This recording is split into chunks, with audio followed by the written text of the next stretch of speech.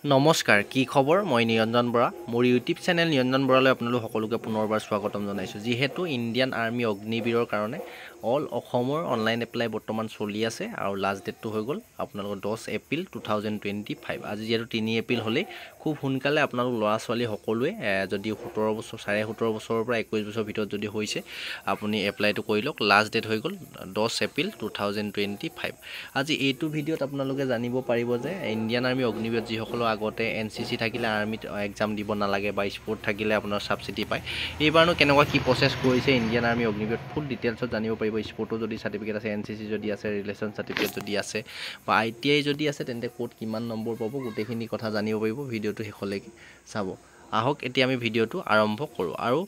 গোটেইখিনি কথা ক্লিয়াৰ হৈ যাব কিছুমানে হয়তো ভাবিব পাৰে যে মোৰ এনচিচি সাৰ্টিফিকেট আছে মই এক্সাম নিদিলেও হ'ব নেকি বা এক্সাম দিব লাগিব নালাগে আপোনালোকে ভিডিঅ'টো শেষলৈকে চাওক গোটেইখিনি তথ্য জানিব পাৰিব আৰু এতিয়াও যদি আপুনি এপ্লাই কৰা নাই খুব সোনকালে এপ্লাই কৰি লওক 10 এপ্ৰিল একেবাৰে হাতত সময় নাই সাৰ্ভাৰ প্ৰব্লেম হৈ গ'লে আপুনি এপ্লাই কৰিব নোৱাৰিব আৰু এনেকুৱা চান্স হেৰুৱাই দিলে আপোনাৰ হয়তো 21 বছৰলৈকে দিয়ে নিশ্চয় জানে আপুনি 21 বছৰ পাৰ হৈ গ'লে ইণ্ডিয়ান আৰ্মি অগ্নিবীৰত এপ্লাই কৰিব নোৱাৰিব আহক এতিয়া আমি ক'ত কিমান নম্বৰ আছে চাই লওঁ তাৰপিছত এই 6 নম্বৰ পইণ্টটো দেখিছে incentive available for various category মানে এইখিনি যিখিনি কাষ্টত হয় প্ৰথমতে কাষ্টখিনি চাই লওঁ Agniveer GD Agniveer clerk store keeper আৰু অগ্নিবীৰ টেকনিকেল আৰু অগ্নিবীৰ ট্ৰেডছমেন টোটেল মাৰ্ক হ'ল 200 মাৰ্কৰ ভিতৰত আপোনালোকৰ যিহেতু মাৰ্কখিনি থাকিব টোটেল মাৰ্ক এতিয়া আমি প্ৰথম এ নম্বৰ অপশ্যনটো চাই লওঁ ভিডিঅ'টো অলপ দীঘলীয়া হ'ব শেষলৈকে চাব চন যদি হয় আপোনাৰ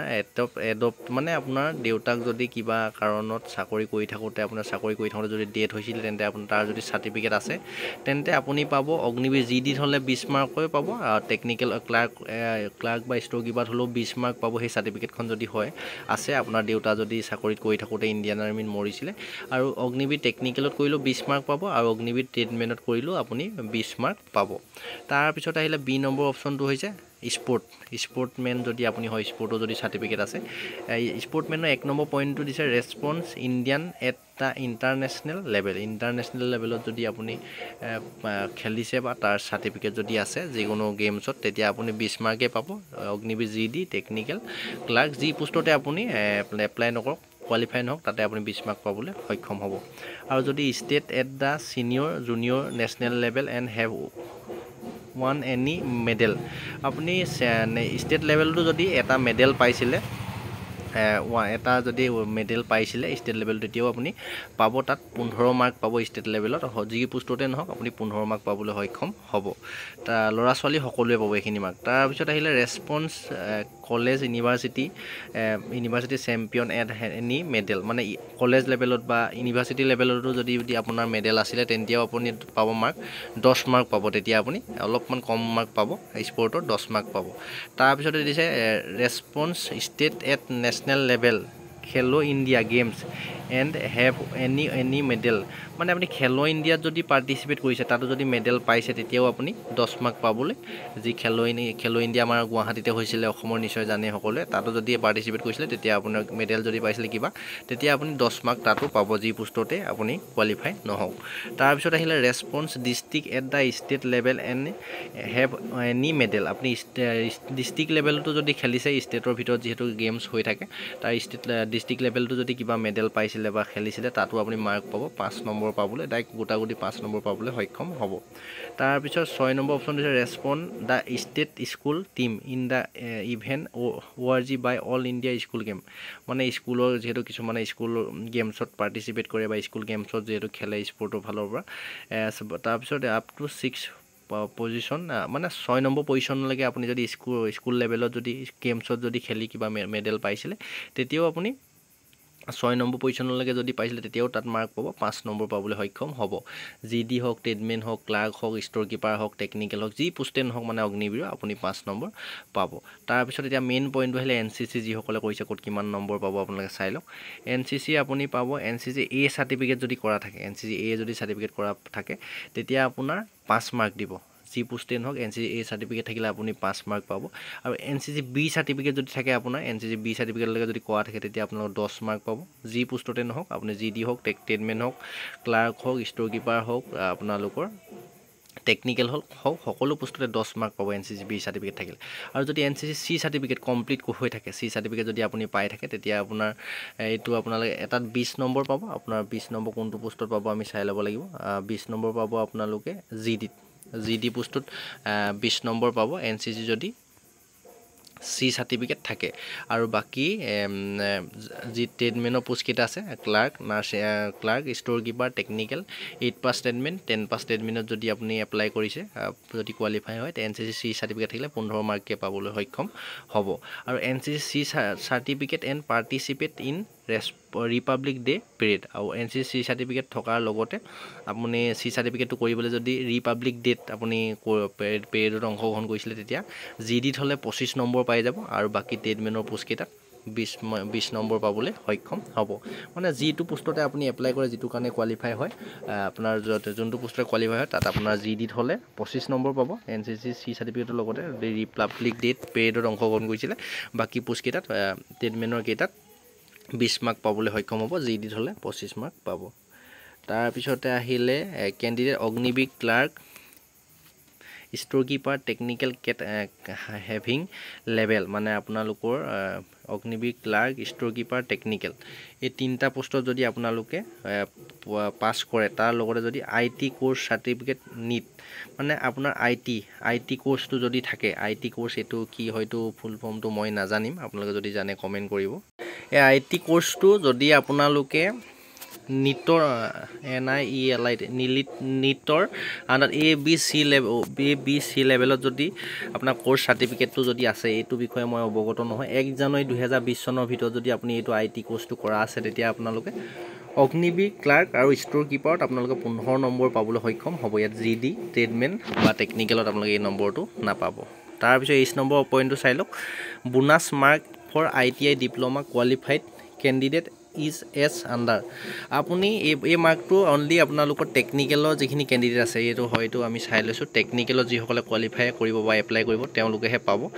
3 নম্বৰ পইণ্টটো আছে অগ্নিবীৰ টেকনিকেলতহে পাব এই মাৰ্কটো চাই লওক 50 মাৰ্কলৈকে পাব 20 মাৰ্কৰ পৰা এইটো চাই লওক 10+2 year কোৰ্চ এট ITI আপুনি মেট্ৰিক পাছ কৰি যদি 2 বছৰ ITI ডিপ্ল'মা কৰি দিছে তেতিয়া টেকনিকেলত 20 নম্বৰ পাব আৰু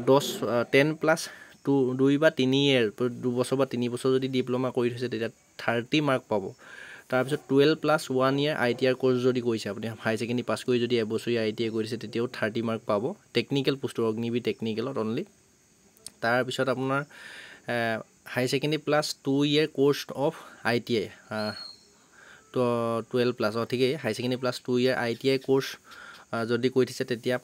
40 নম্বৰ পাব তাৰপিছত এইটো কথা ধৰিব পৰা নাই 3 year 4 নম্বৰ পইণ্টটো +1 year ঠিকেই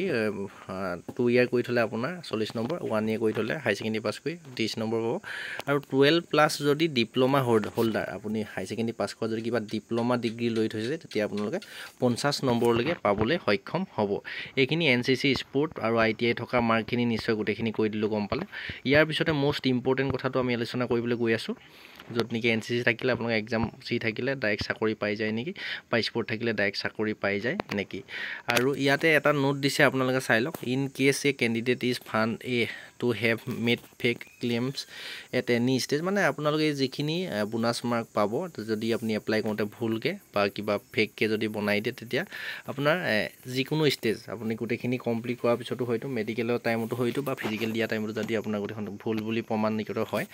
ফেক বুলি তেতিয়া আপোনাক কেনচেল কৰি দিব ৰিক্ৰুইটমেণ্ট প্ৰচেছটোৰ পৰা একেবাৰে ৰিক্ৰুইটমেণ্টৰ পৰা কেনচেল এনি ষ্টেজত আপোনাৰ যিকোনো সময়তে উলিয়াই দিব এইখিনি ফেক কৰিলে আপোনালোকক উলিয়াই দিব তাৰপিছতে মষ্ট ইম্পৰ্টেণ্ট কথাটো কৈ আছে 2 নম্বৰ চালক the above mark are fix depending upon to the eligible for a candidate and has no relation to his performance in common entrance exam এতিয়া মেইন কথাটো হ'ল স্পৰ্ট থাকিলে বা NCC থাকিলে ডাইৰেক্ট চাকৰি পাই যায় নেকি যে এক্সাম দিব লাগে নে নালাগে ইয়াত দেখাই আছে স্পষ্টকৈ দেখিলে দ্য এবভ মাৰ্ক মানে আপুনি যিমানখিনি মাৰ্ক পাব বোনাছ মাৰ্ক আপোনাৰ ITI কৰা NCC কৰা বা স্পৰ্ট থকা তাৰ লগত কোনো যিটো কমন এণ্ট্ৰেন্স এক্সাম যিটো অনলাইনৰ এক্সাম হ'ব তাৰ লগত কোনো সম্পৰ্ক নাই আপুনি এক্সামত পাছ কৰিবই লাগিব তেতিয়া সেইখিনি মাৰ্ক পাবলৈ সক্ষম হ'ব নেক্সট ষ্টেপলৈ গ'লে আপুনি যেতিয়া ফাইনেল মেৰিটতহে মানে এইখিনি আপোনালোকক যোগ দিব আপুনি মানে যিহেতু অগ্নিবীৰৰ 33 নম্বৰ যিটো পাব লাগে যিকোনো ট্ৰেডতে আপুনি 100ৰ মাৰ্কৰ হ'লে 33 পাব লাগে যদি 50 মাৰ্কৰ হয় 17-18 মান পালে আপুনি কোৱালিফাই হয় যিহেতু সেই মাৰ্কটো আপুনি পাবই লাগিব কোৱালিফাই হোৱাৰ পিছতহে আপুনি বোনাছ মাৰ্কটো পাবলৈ সক্ষম হ'ব এনচিচি থাকক পেৰিডত ৰিপাব্লিক ডেত অংশগ্ৰহণ কৰা থাকক সেইটো মতলব নাই আপোনালোকে এই এক্সামটো কোৱালিফাই কৰিবই লাগিব তাৰ পিছতে আপুনি এইখিনি মাৰ্ক পাবলৈ সক্ষম হ'ব তাৰপিছত দিছে যে maximum bonus mark then can be given is 25 mark even is a candidate qualify for more the than one type of bonus mark আপুনি একচেপ্ট অগ্নিবীৰ টেকনিকেল আপোনাৰ এইটো কি কৈছে বুজি পোৱা নাই maximum bonus mark that can be given is 25 marks even is a candidate qualifies for more than one type of bonus mark except Agniveer technical আপুনি 25 mark even গম পালোঁ আপুনি অগ্নিবীৰ টেকনিকেলত যিকেইটা ইভেণ্ট হ'ব ফিজিকেলত তাৰ 25 মাৰ্ক পাব লাগিব তাৰ পিছতহে আপোনাৰ হয়তো এই অগ্নিবীৰ টেকনিকেল পোষ্টটোত বোনাছ মাৰ্ক পাবলৈ সক্ষম হ'ব মানে টেকনিকেলত যিটো পোষ্ট আছে তাত আপোনাৰ ফিজিকেলত ৰানিং আৰু চিনাপ মিলাই মেলি যিটো মাৰ্ক থাকিব বা আপোনাৰ ৰানিং আৰু চিনাপত যিটো মাৰ্ক থাকিব ল'ৰাৰ কাৰণে টেকনিকেল পোষ্টটোত আপোনালোকে 25 পাব লাগিব দুইটা ইভেণ্ট মিলাই তাৰ পিছতহে আপোনালোকে কোৱালিফাই কৰিব তাৰ পিছতহে আপোনাৰ এই বোনাছ মাৰ্কটো যোগ দিব বুলি কৈছে যিসকল টেকনিকেলত এপ্লাই কৰিব মানে ফিজিকেলটো অলপ ভাল হ'ব লাগিব মিনিমাম 25 পাব লাগিব ৰানিং আৰু চিনাপ মিলাই তাৰপিছতে দিছে যে সেইখিনি টেকনিকেলৰ কাৰণে সেইটো ইম্পৰ্টেণ্ট হয় তাৰপিছত maximum bonus mark then be given to Agniveer technical is 50 mark if he is qualified ITI diploma serial 6H refresh এইটো কি কৈছে maximum bonus mark then can be given to Agniveer technical is 50 mark if he is qualified in ITI diploma এইটো maximum bonus mark then can be given to Agniveer টেকনিকেলৰ কাৰণে আপোনাৰ 50 মাৰ্কলৈকে আপোনালোকৰ bonus mark থাকিব সেইটো কথাই কৈছে হয়তো মই যিমানখিনি বুজি পাইছোঁ আপোনালোক হয় যদি ইয়াতকৈ ভালদৰে বুজি পাইছে জনাব তাৰপিছতে দিছে এইটো টেকনিকেল পোষ্টটোৰ কাৰণে আপোনালোক সিমান টেনশ্যন ল'বলগীয়া কথা নাই আপুনি 50 মাৰ্কলৈকে পাব তাৰপিছত অনলি ওৱান চন together service x servicemen withdraw মানে আপোনাৰ ইয়াত কৈছে যে আপোনাৰ যদি ৰিলেশ্যনশ্বিপৰ চাৰ্টিফিকেট আছে বা এক্স ছাৰ্ভিচমেনৰ যদি চাৰ্টিফিকেট বা এক্স ছাৰ্ভিচমেন যদি আপোনাৰ দেউতাক যদি হয় চন টুগেডাৰ বা বাপেক জীয়েক যদি হয় মানে যেটাই ল'ৰা ছোৱালী নাথাকক আপোনাৰ এটা ল'ৰা হওক ছোৱালী হওক এটাকহে আপোনালোকৰ এই এক্স ছাৰ্ভিচমেনৰ কোটাত ধৰে যিহেতু সেইটো এটাই চাৰ্টিফিকেট পায় সকলোৱে জানে যিসকলে ৰিলেশ্যনশ্বিপৰ চাৰ্টিফিকেট আছে তাৰপিছতো দিছে all certificate marksheet include the height qualification is fill up in the application form online is to be carried by above category at rally site আপুনি যিখিনি এপ্লাই কৰোঁতে যিখিনি ডকুমেণ্ট দিব NCC হওক স্পৰ্ট হওক সেইখিনি আপোনাৰ ৰেলী যেতিয়া দিবলৈ যাব তাত আপোনালোকে শ্ব' কৰিব লাগিব সেইটো কথা কৈছে তাৰপিছত যে sport certificate are valid for 2 years from the first day of common entrance exam মানে যি স্পৰ্টৰ যিখিনি চাৰ্টিফিকেট একচেপ্ট কৰিব সেই চাৰ্টিফিকেটখিনি আপোনাৰ যেতিয়াৰ পৰা এক্সামটো ষ্টাৰ্ট হ'ব আপুনি ধৰি লওক জুন মাহৰ 1 তাৰিখৰ পৰা মই এইটো ধৰি লৈছোঁ জুন মাহত যদি 1 তাৰিখৰ পৰা এক্সামটো ষ্টাৰ্ট হয় এই 2025-26 অগ্নিবীৰখিনিৰ কাৰণে তেতিয়া আপোনাৰ তাৰ জুন মাহৰ 1 তাৰিখৰ পৰা 2 বছৰৰ ভিতৰত আপোনাৰ স্পৰ্টৰ চাৰ্টিফিকেটখিনি হ'ব লাগিব তেতিয়াহে আপোনালোকক একচেপ্ট কৰিব বুলি ইয়াত ধুনীয়াকৈ স্পষ্ট লিখা আছে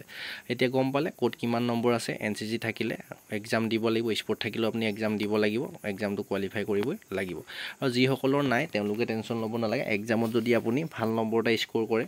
ধৰি লওক এক্সামত 45 to 50 নম্বৰ এটাও যদি আপুনি ল'বলৈ চেষ্টা কৰক আৰু ফিজিকেল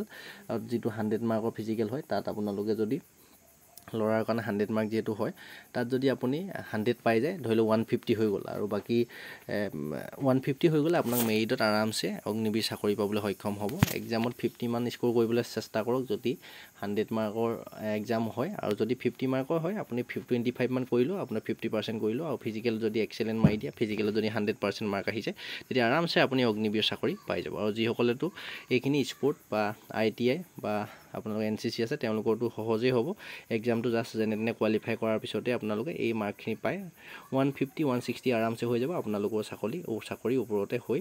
আছে এইখিনিয়ে সকলোলৈকে শ্বেয়াৰ কৰি দিব যিসকলে NCC স্পৰ্ট আছে বা যিসকলে অগ্নিবীৰত এপ্লাই কৰিছে